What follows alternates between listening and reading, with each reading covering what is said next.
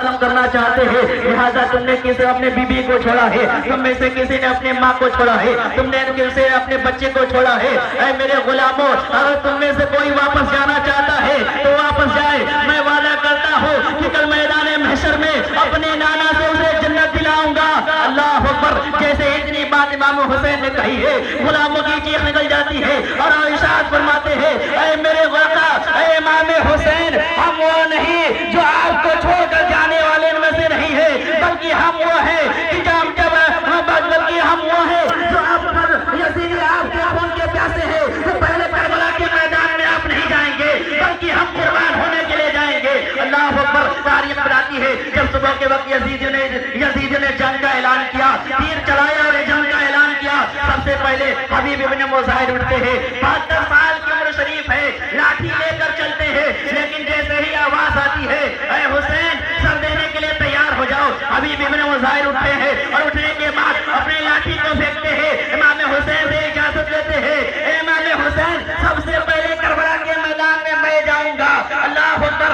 इमाम हुसैन ने इजाजत दी है। 72 साल के बूढ़े ने जब करबला के मैदान में जाकर अपने जुल्फ़िकार को ललकारा है, अपने तलवार को चलाया है, तो 72 साल के बूढ़े ने 22 यजीदियों को फराविदार कर देता है। अल्लाह अकबर। तारीख बताती है फिर उसके बाद यजीदियों ने तीर की बारिश की, हबीब इब्न मुज़ाहिर शहीद हो जाते हैं। दूसरे नंबर पर हज़रत मुस्लिम बिन सजा, जिनकी चंद दिन पहले शादी हुई थी, अल्लाह अकबर, इमाम हुसैन की बारगाह में आते हैं और आने के बाद अर्ज़ करते हैं, इमाम हुसैन, मुझे करबला में जाने की इजाजत दी जाए। अल्लाह अकबर, अल्लाह अकबर। हज़रत इमाम हुसैन फरमाते हैं, जाओ पहले अपनी माँ से इजाजत लेकर आओ, जाओ अपने बीवी से इजाजत लेकर आओ। हज़रत मुस्लिम बिन सजा है, माँ की बारगाह में जाते हैं और जाने के बाद अर्ज़ करते हैं, ऐ मेरी माँ, मैं हुसैन के नाम पे कुर्बान होने को जा रहा हूँ, मैं हुसैन के नाम पे मरने को जा रहा हूँ। अल्लाह अकबर। माँ तो माँ थी, माँ कहती है, ऐ मुस्लिम बिन सजा, मैंने दूध पिलाया था इसलिए कि जीना है तो हुसैन के लिए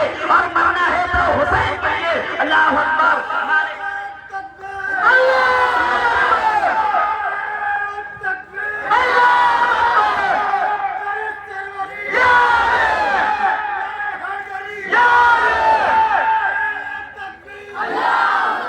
अल्लाह अकबर। माँ से इजाजत मिली है। हज़रत मुस्लिम बिन सजा जैसे ही आगे बढ़े हैं, बीवी ने हाथ पकड़ा है और पकड़ने के बाद फरमाती है, ऐ मेरे शौहर किधर जा रहे हैं, ऐ मेरे सरदार आप किधर जा रहे हैं। अल्लाह अकबर। हज़रत मुस्लिम बिन सजा कहते हैं, ऐ मेरे बीवी, ऐ मेरी शरीक हयात, इमाम हुसैन पर इम्तिहान का वक्त आया है, मैं करबला में अपने सर को कुर्बान करने के लिए जा रहा हूँ। अल्लाह अकबर। वो बीवी थी, कहती है, ऐसे जाने की इजाजत नहीं दे दूंगी, मैं इसे इजाजत नहीं दूंगी। अल्लाह अकबर। शौहर परेशान है। हज़रत मुस्लिम बिन सजा कहते हैं, ऐ मेरी बीवी, आखिर मामला क्या है, बता तो सही। वो बीवी इमाम हुसैन की बारगाह में आती है और आने के बाद अर्ज़ करती है, ऐ इमाम हुसैन, ये मेरे शौहर मुस्लिम बिन सजा है जो करबला में आप पर कुर्बान होने के जा रहे हैं, लेकिन मैं इन्हें इजाजत नहीं दूंगी।